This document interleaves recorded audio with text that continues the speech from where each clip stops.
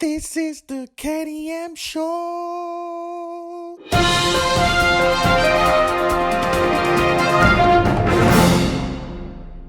Hi peeps, this is KennyM. Welcome back again to another episode. Last week was good. Last week we had a chat with Raf. Raf talked us through her issue when she lost her mum, and it was long. I appreciate that, but I think we needed to pick up everything in there so we fully understand exactly what she went through. I have another one for you this week, a conversation with one of an old friend, and his is another one, losing his. I'll tell you about it. We're gonna have a chat quickly. I'll bring you this week's quote for the week. It's on focus, and I've just put it in like an acronym form. You'd call it follow on consciously until seed. Follow on consciously until seed. Most of the times we get distracted. So imagine, when you go into like stadiums or arenas and or when you're doing something specific at the tennis court, and or before one plays a penalty and stuff, the person needs that focus. So the whole place has got to be quiet so the person can concentrate a little bit. That is where I come in and say you focus, as in you follow on consciously until seed, until you know it has done something. You don't need to take your eye off it. Remain focused. You take the spermatozoa example. So in childbearing, when they're released into the woman, the one that goes straight to the egg, he's got the eye on the egg. So he's basically just swimming through all these millions and millions of sperms, and his focus is on that one egg. As soon as it gets into that egg, all the others become useless, because the egg only needs just one before it can start the process. So that one that is swimming, whether it's from behind or is at the front or whatever, the focus is there. So anything that you're doing now, whatever plan that you have, anything that you've got your eyes on, remain focused. Follow on until seed. Hope that blesses you. And next week we'll come again with something different. I started talking about the 7Ds. The 7Ds, I call it, from the Think and Grow Rich book. And I mentioned two previously. So we talked about the dream, which is the idea, the seed that comes into your head. And then we talked about desire last week. Today is decision. So once you have that dream, you have that desire, you need to decide whether you're gonna move on or you're basically just gonna ditch it. But if it's within that 7Ds, and D, the third D, is your decision, without you deciding to move on, it's never gonna happen. Without me beginning to make these videos, I wouldn't have done it. It was a dream. It became a desire, and then I had to take the decision to make the first video. Although I planned this for a long time. So it was a burning desire in me to give you what I've got in store. But if I hadn't taken the decision to start the first one, it wouldn't have happened. So you might have an idea, it's burning within you to start something, but you need to decide. And it's not tomorrow. It's not the day after tomorrow. Your decision pretty much now. So if you've got it in you, and you've been planning, you've been pushing it away for a while, just take the step. Decide. Do it now. And then you never know what happens. So I hope you're enjoying these videos. If you are enjoying these videos, just let me know. Just give me a comment or get in touch. Details are in the description section below the video, and then let me hear from you. Right, so we go into our chat, and as I was saying, it's a very hard story. You're gonna hear all of it, but I'm just giving you a brief synopsis. So he he was in the mother's womb, and then his dad passed away before he was actually born, and went through a lot of struggle upon struggle. Didn't even know his mum until he grew up. Before he got to know the mum, went through quite a few struggles, and it wasn't easy up until like now that he's enjoying his life with his family and children. So these things, I'm bringing them to you so they will inspire you, wherever you are, whoever you are, whether you've lost a parent, a brother, a sister, an auntie, or whatever, anything that has put you down. I just want these stories to encourage you, just to encourage you, so there is a better tomorrow. So stay put, don't go anywhere. We're gonna go right into our conversation with my friend, and then you get to benefit. Right, so I've got Asare on the phone now, and he's basically gonna run through his life story, which would be a blessing to everyone out there listening. So, bro, Asare, if you can hear me, hello. Hi. Yeah, right. Welcome to the show. And I'm basically telling my people about your story, and I want them to hear it from the horse's own mouth. So if you can, if you can run through. It's a big surprise, Yeah, nice one. Okay, what really happened in my lifestyle is that my father passed on when I was in the womb. Wow. He passed on when I was like July, and I was born on October. So basically, I know nothing about him. Wow.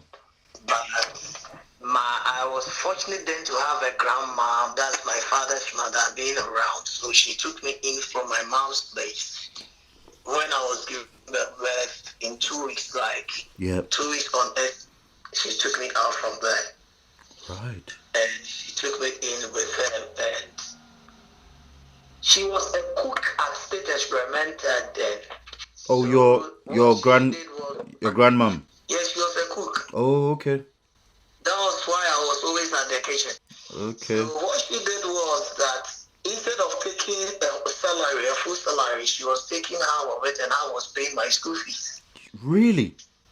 Yeah, no one knows that, but it pains me that I couldn't get money to take care of her before she passed on, because she passed on when we completed JSS. Oh, okay. A month or two, that is when she passed on. Oh, and wow. During that period at State Experimental, it was all about her, me, surviving with my uncles, who were then I saw as siblings, because she never told me that my father has passed on. Okay. So what she did was like she introduced me to the senior daughter of her. Mm-hmm. So to me, she was my mom. Where was, not to cut you off, where was your mom? My real mom, I never knew her until I got to SS. Oh, so she gave birth to you, and then she passed you on to your grandmom. My grandmom went for me. Oh. Yeah, she went for me that she would take care of her. And you see, I was having a brother then, a half brother from my father. Okay. We were on the same age. Remember at class 4, we had a classmate who died. It was Koyo Friye. Yeah. Yeah, he was the brother then. So he was a half brother of mine to my father. So actually, my father gave birth to two kids with different women.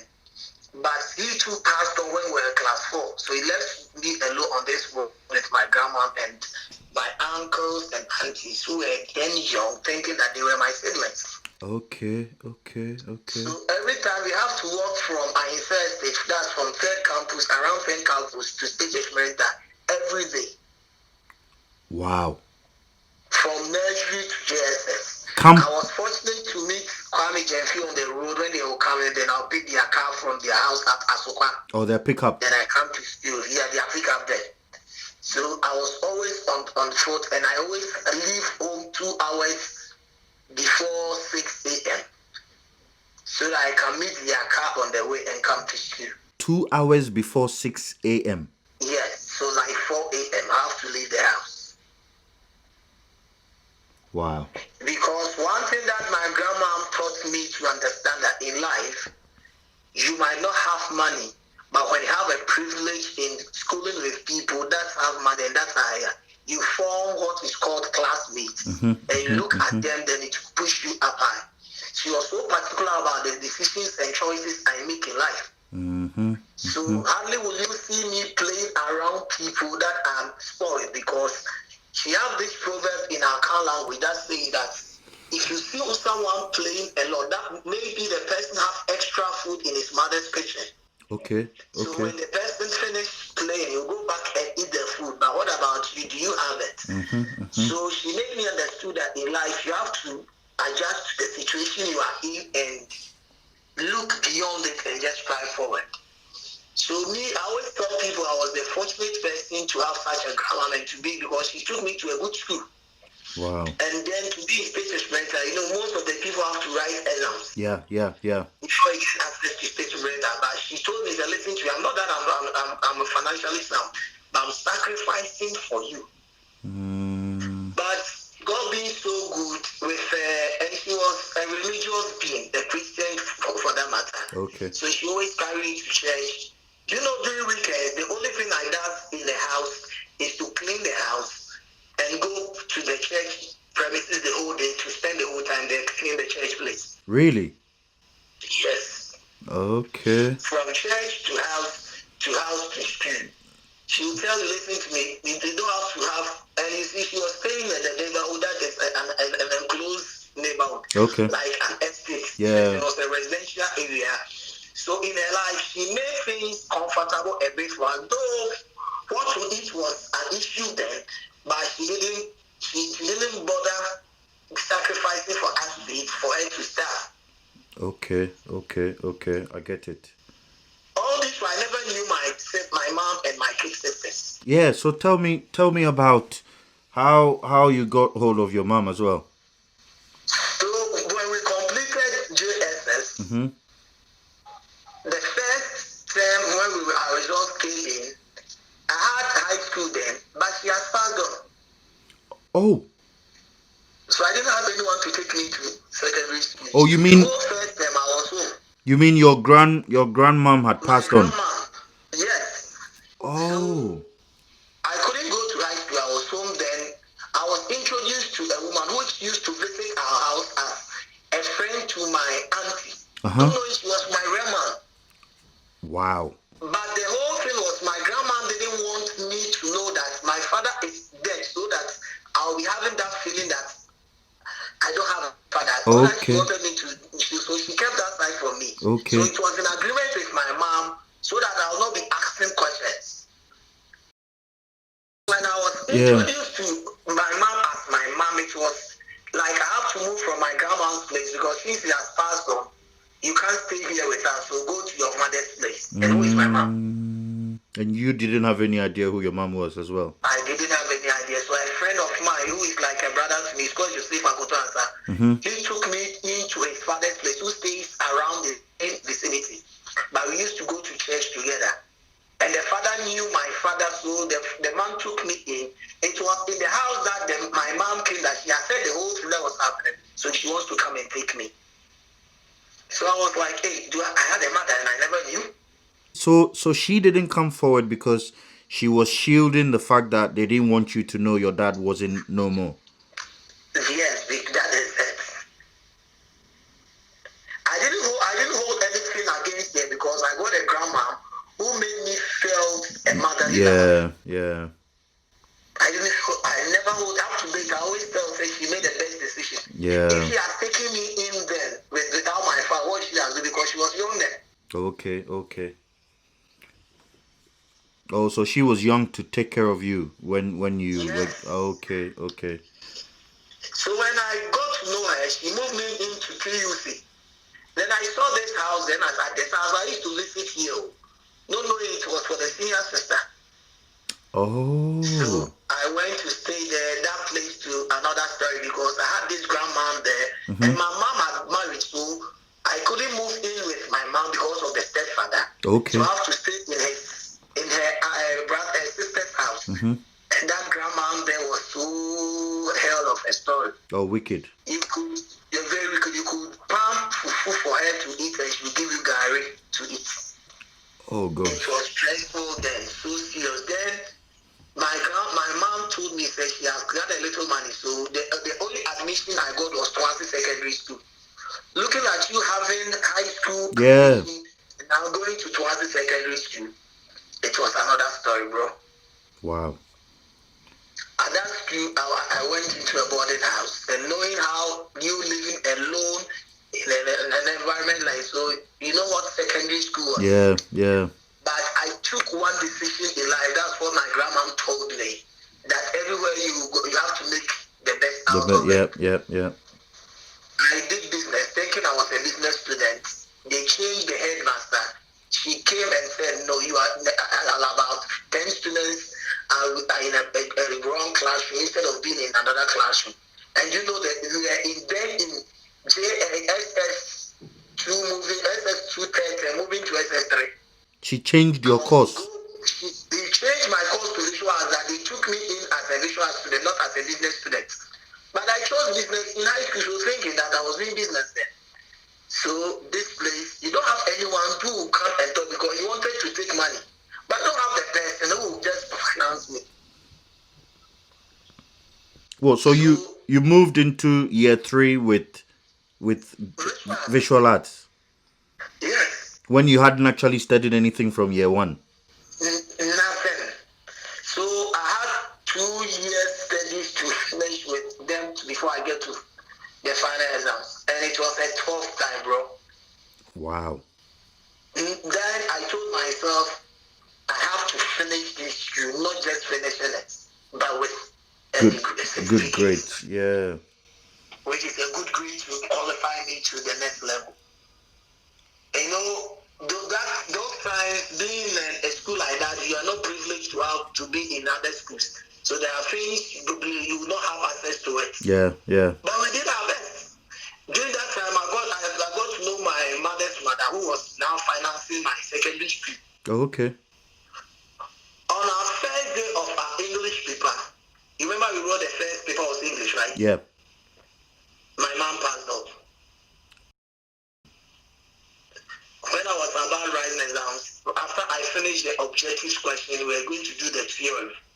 I had this message that my mom was going to bury at that time because she too told the doctors that she don't want me to know. Because someone came from the house. Oh.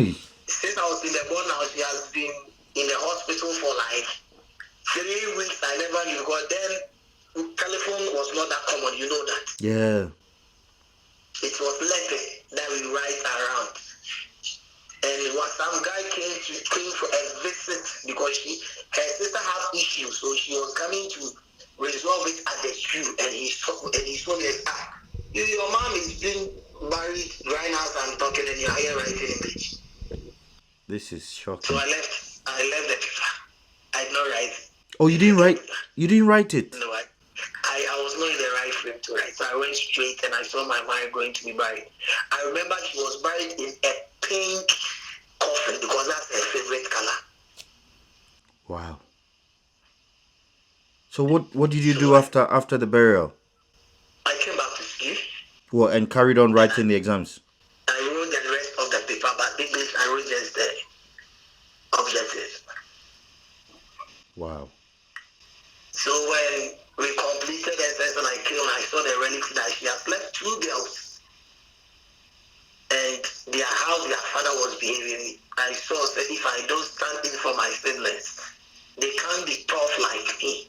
Okay. So I told myself, me, I'll work and take care of you guys. Then my last kid sister was in class. She was in class 1. But those girls they had the dad. The dad was your mom's husband, wasn't it? But you see, when you meet someone, when you talk and he's interested in a male child, and the wife has given her 2 female children, and try to get her male child then passed on, you see, said the love might not be dead. And I saw that he was ready to marry at any time. So he wasn't even interested in her own children. Yes, and me, I think if he got married and the woman come in, how are you going to take care of my kids? Yeah. How old were they then? So then I had someone who was in class 1 then. Oh, so imagine the age. So like a small, yeah. And the kids. So I told myself,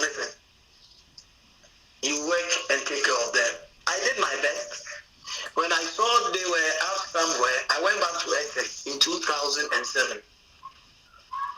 2007. I went back to SS after 99 just to go and get my Your certificate. results right. So I went to write that. So from 99 or 2000, I worked till that time. you worked till 207. Yes, I worked at a shop in Edu. They sell these veterinary drugs and veterinary stuff. And the reason why I went to work was to find a place to stay, and food to eat, and a small money to take care of my kids. So I was living with the man and the woman and the children. And I was giving them a small money, which I will send back to my grandma to take care of my kids. So then I met the man. The woman was a blessing to my life. Then the son had completed once. Then he completed 97. Okay. And he took over his mother's company. So when he saw me, we were in the same church. And he said, okay, come and stay with us. Let's see how God will help us. So at the end, he advised me that he will help me with a small man. I should go back and write the exams. I thought it wise not to go and write figures because I'll not concentrate. So I went back to a town called in Pasetia and went to their secondary school. Such a place no one knows me. Oh, then wow. I went 2007. I went to 2006. That is the second term. Then I entered the 7 with them to the final year and write the exams. Was this to do the visual arts? Yes, because I have to correct. I can't go back and correct any pillars. So I said, if I've done visual arts, I'll continue with visual arts. Oh, because you couldn't finish it because your mom passed on. Yes. Yeah. So I said I will never be someone that I don't have even any certificate about from SSBC. Wow. That's a tough story. After that place, I came back to the people, and I played music instruments, right? So Okay. I was into these instruments. I learned how to make a live sound mix. Oh, okay. So I followed this guy who was a sound engineer. He's a very big engineer in Kumasi now. Who introduced me to a church. It's called Power Chapel in Kumasi. Okay. The pastor is Reverend Victor Siwati. Okay. He gave me the platform to use his church to improve on my skills. On your skills. And I had advantage to meet my director, whom I worked for years with. And at that platform, when I had the privilege to play the Ghana Army Band as their sound engineer from like a civilian working with them part-time. So when this man came, when I had that opportunity, that there was a job vacancy in Accra, bro, I didn't have any money on me. So I went to my grandmother and I told her I have this job opportunity. There are a lot of stories within the space that I can't tell you on. Yeah, I can imagine, yeah. Because when I went back to the people, the husband came back from America, stayed there for years, who didn't take care of the kids. Came back and restructured everything and said everyone should move to his house and come from house to the work. Where will I go? I have to go back to the village to my grandma. Oh, wow. So I went back to the village. That was then that I told myself, I'm a musician. Why should I be struggling myself? Yeah. Let me go to these people and go talk to them. So I started playing live band with the guy and he introduced me to the church. And you see, I'm a church boy, so playing a secular band and moving around with these people, I was not feeling comfortable, yeah. So when the man of God gave me that platform, I said, okay, this is a place, let me stay. But the man said, the man always look at me and laugh at me and says, you know, say you're a big man. You see, when they say these things, and then you'll be imagine you're hungry. And someone is talking about the future. Yeah, yeah. Big man. Because you... The good man was giving me money, but me, I didn't like you giving money. I want to earn money for yourself, yeah. So when I had the opportunity, that there was this job opportunity, and I've worked with that company in Kumasi. I went to install their systems for them. I never get employment there. So when the opportunity came that there is the same company in Accra who wants to employ people. Where I went to my grandma and told her, say, listen, I need money to buy something. I couldn't tell her I want to travel to Accra to work because she would not allow me then. So she gave me 50 Ghana. That was 10 years ago. I took a to Accra with 50 Ghana. Went to my auntie's and at Audomi Estate, and the office was at Salam Down. I walked to that place. I came to Accra with 50 Ghana. And you've stayed there ever since? Ever since. Wow. And if I'm to tell you what God has done and the discipline I had from my grandma. Yeah.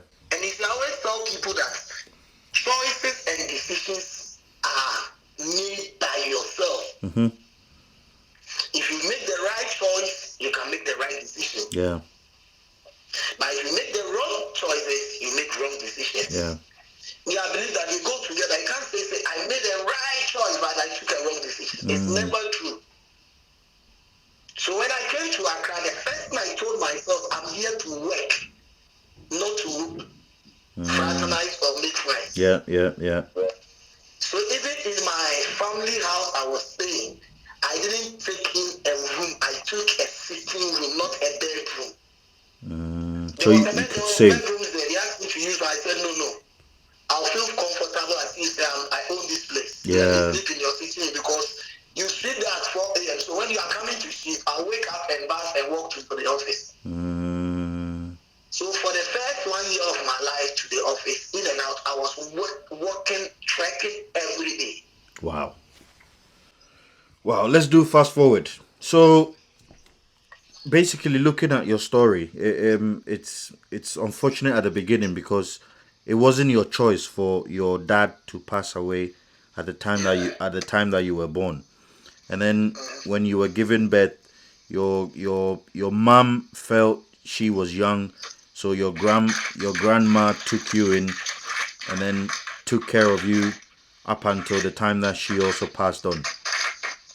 So going through all this, like all these stages in your life, what kept on sort of resounding in your mind to push on? What was that one thing that kept you going? The one that kept me going was to identify who I was. And if I can tell you, do you know that Ken, you and the other people too kept me on? Did we? Yes. You see, I am the type that everyone that I came across in life, I took something up from. I asked myself that these people are fortunate. So all my kids, how do I want my kids to be? How do you want your kids? Understand? Yeah. So I took so many things from you guys that were around me. And I told myself that apart from God that I know, you people are my dream. And listen to me, since I never kept in touch with any one of you on the platform, no one will say I used to call the person right. Yeah, true, yeah. Because in a way I was feeling shy that you've been a burden to these people, taking their car to school, after JSS2, you still keep in touch. No. Let's make it live, and one day we'll stand somewhere and all of us can rub shoulders and be happy to ourselves. Which is what is happening now. Yes. Yeah.